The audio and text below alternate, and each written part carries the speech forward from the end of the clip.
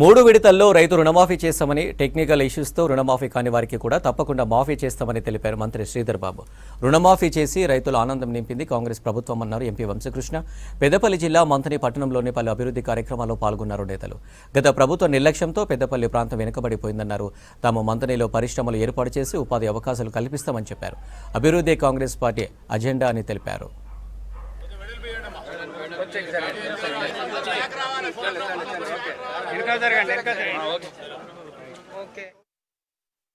ఈరోజు మనం చెప్తా ఉన్నాం, మీ చేతులలో మీ బ్యాంకులలో లక్షలాది రూపాయలు లావాదేవీలు జరుగుతూ ఉంటాయి. మనం ఏం చేస్తున్నాం? తెలంగాణ రాష్ట్ర ప్రభుత్వం వచ్చింది, మన మహిళా సోదరిమని ఒక ఆదర్శంగా ఉండాలి, ఒక ఆర్థిక శక్తిగా ఇంట్లోనే కాదు బయట ప్రపంచానికి కూడా తెలియజేసే కార్యక్రమం చేయాలని ఈ మహిళా సోదరిమణులను కోటీశ్వరులను చేయాలని ఆలోచన చేసినాం.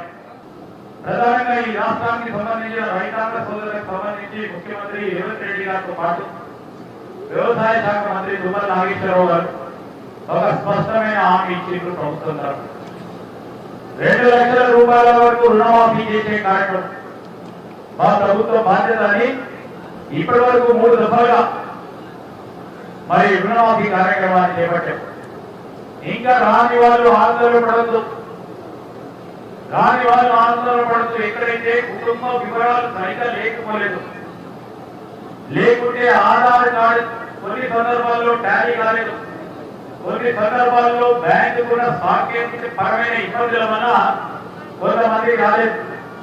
వారందరికీ కూడా ఎవరైతే 2 లక్షల వరకు అర్హత ఆ రైతు సోదరులు అందరికీ కూడా తప్పకుండా రుణమాఫీ చేసి తీరుతాం.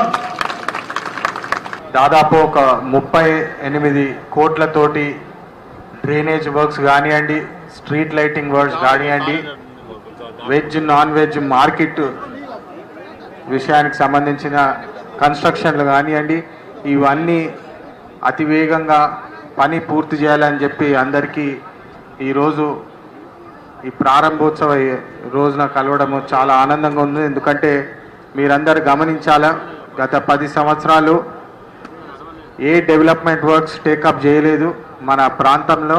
మంథని ప్రాంతం కానివ్వండి, పెద్దపల్లి ప్రాంతంలో డెవలప్మెంట్ వర్క్స్ అన్నీ హాల్ట్లో పెట్టేసినారు. ఏ పని ముందుకు సాగనీయకుండా అప్పటి ప్రభుత్వము చూసింది. కానీ ఈరోజు మనము ఎలక్షన్ టైంలో కూడా చెప్పినాము, అభివృద్ధి బాటలో నడుస్తాము, ఖచ్చితంగా ప్రజలకు అందుబాటులో ఉండి ప్రజలకు ఉపయోగపడే పనులు తీసుకుంటామని చెప్పి ఏదైతే మాట ఇచ్చినామో ఈరోజు రైతుల రుణమాఫీ కానివ్వండి, మళ్ళీ ఈసారి మన సీసీ వర్క్స్, డ్రైనేజ్ వర్క్స్ కానివ్వండి, ఇవన్నీ మన భారతదేశంలో మన మంథని ప్రాంతంలో చాలా అవసరమైనది. ఇంకా ఈరోజు గ్రీన్ మున్సిపల్ వ్యాన్స్ కూడా 3 వ్యాన్స్ కూడా ఇనాగ్రేట్ చేయడం జరిగింది. అంటే మన మంథని ప్రాంతాన్ని పరిశుభ్రంగా పెట్టి శుభ్రతతో నడిపించాలి, అభివృద్ధి బాటలో నడిపించాలని చెప్పి మళ్ళొకసారి మీ అందరికీ ఈ సందర్భంగా